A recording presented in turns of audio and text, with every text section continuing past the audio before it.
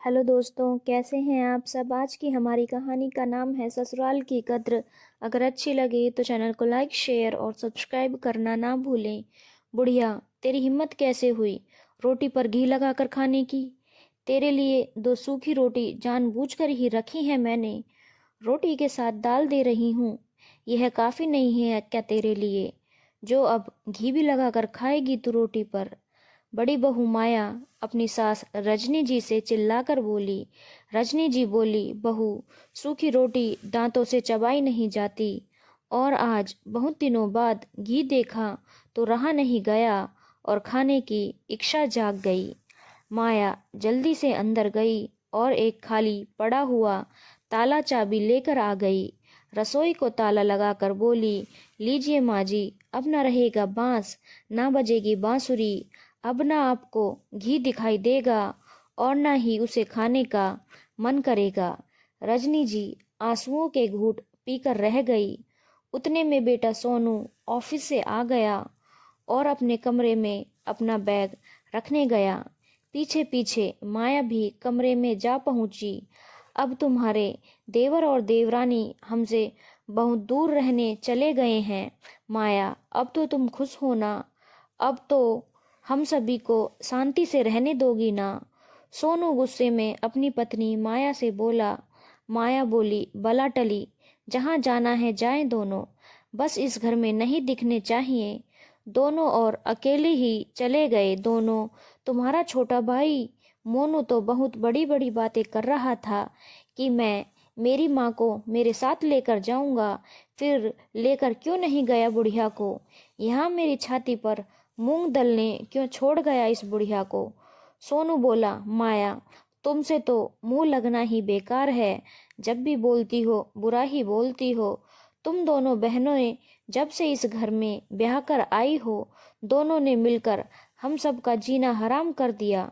रजनी जी को बेटा बहू का झगड़ा साफ साफ सुनाई पड़ रहा था, मगर वे बेचारी कर ही क्या सकती थी।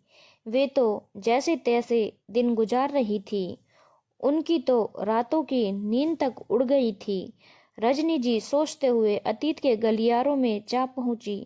कितनी खुशी से दोनों बहुएं ब्याह कर लाई थी।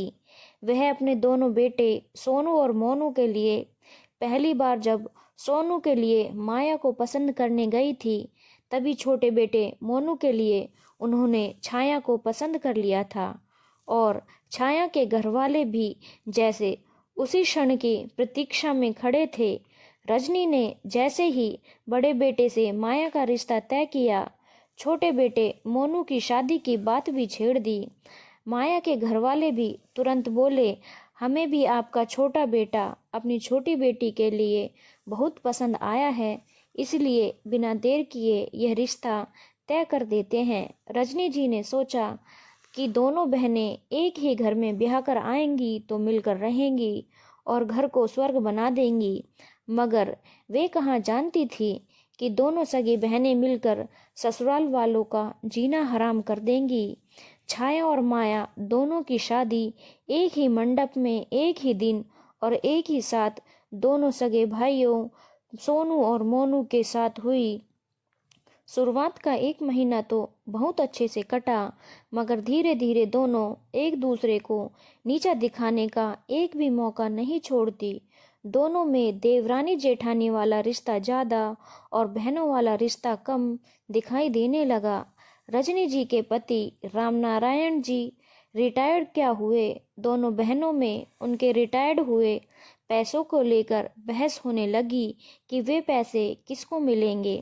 पहले से दोनों बहनें माया और छाया में अपने पति की कमाई को लेकर तो होड़ मची हुई ही थी। अब ससुर जी का घर पैसा सब कुछ उनकी नज़र में आने लगा था और दोनों की नज़र इतनी लालची हो गई थी कि दोनों ने एक दूसरे से कटी कटी रहती और जब भी मौका मिलता दोनों बहनें कुत्ते बिल्लियों की तरह लड़ने लग जाती।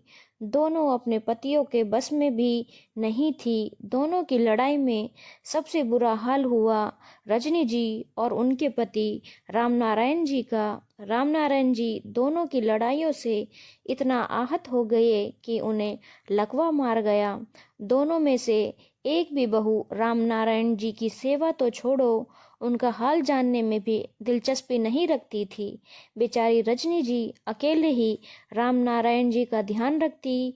छाया और माया ने रसोई में अपना टाइम बांध रखा था और बेचारी रजनी जी दोनों की रसोई में काम करने भी लगती और रजनी जी अकेले ही राम नारायण जी का भी ध्यान रखती। एक दिन बड़ी बहू माया बोली, माँ जी कल सवेरे मेरे उठने से पहले सब्जी काट कर रख दीजिएगा और आटा भी गूंथ कर रख दीजिएगा। और यह जो छोटी को रसोई में मदद करने लगती हो ना आप, यह मत भूलो कि आपकी और ससुर जी की दवाइयों का सारा खर्चा मेरा पति उठाता है। अगर मेरा पति यह खर्चा उठाना बंद कर दे तो तुम दोनों बूढ़े यूं ही खांस खांस के मर जाओगे।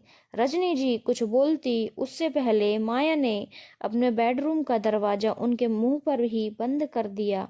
दूसरे दिन जब छाया सुबह रसोई में कुछ काम में आई तो उसने देखा कि सासू माँ बड़ी जेठानी माया के उठने से पहले ही रसोई का आधा काम सलटा चुकी हैं।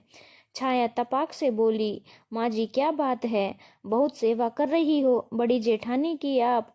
सुबह का खाना वह देती है तो रात का खाना मैं देती हूँ आप लोगों को, तो यह याद ही होगा ना आपको।